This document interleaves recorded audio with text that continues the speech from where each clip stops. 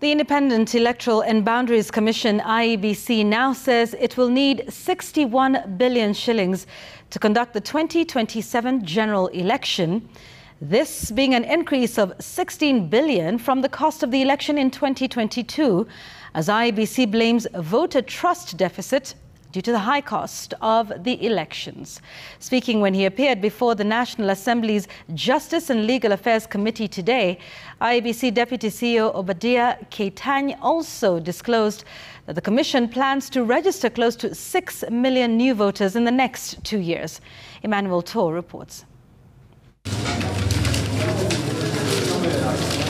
At a total cost of 44.6 billion shillings, the 2022 general election was the most expensive yet in Kenya and one of the most expensive ones globally. Tuesday's revelation by the Independent Electoral and Boundaries Commission that it will spend 61 billion shillings in the 2027 general polls, a 35% increase on the previous one, pushing the beacon even further. And then 26-27, we require 25,382,594,187, giving the total requirement for the general election to 61,707,052,195. Among the expenses the electoral agency wants to foot in its consideration of the budget policy statement estimates for the next financial year includes the registration of an additional 5.7 million new voters in the next 2 years, taking the voter register tally to 28 million by 2027. IEBC also projects an additional 9,169 polling stations, raising the number to 55,393 in the country. 32,000 KIEMS kits are obsolete. But yet when we ask you the basis of that determination, you say you want funding to do a report. To give it, what are you taking us around? Sure.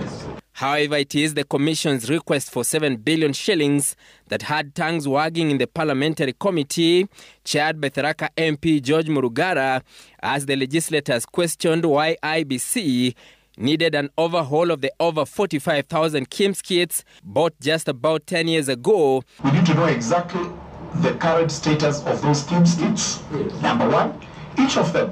Number two, whether you need to buy new ones or you need to configure these old ones. Why are you replacing all of them? Because these are electronic hardware. We would expect that some of them that are usable will be used. Any technology above 10 years is obsolete. So the 45,000 KIEMS kits will be obsolete by come the general election. It is true, our elections are very expensive. Unless we have a conversation as a country, we manage our own trust issues, it will continue being very high. Questions arising as to the continuous voter registration, which has stagnated for the past 2 years. Ever since the last election, how many voters have we been able to register? Chairman, we have not registered any. One, it is because we don't have commissioners on board. IEBC will spend 400 million shillings to conduct the 14 pending by-elections in the country, which are expected as soon as the new IEBC commissioners are in place by June this year. This comes as the dash to register new players in the next contest gained momentum, with the Registrar of Political Parties revealing that 2 more parties had been onboarded, taking the total tally of all political parties in the country to 92. We Alliance Party, they are abbreviated as TWAP. Yeah, we then have another one called Citizen Congress Party, DCP.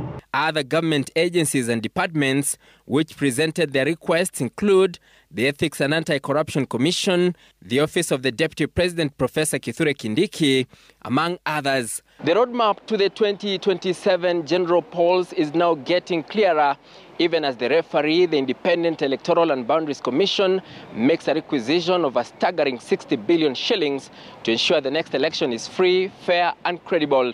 This also includes the registration of more voters to participate in the next polls. Emmanuel Tor, Citizen TV, Parliament Buildings, Nairobi.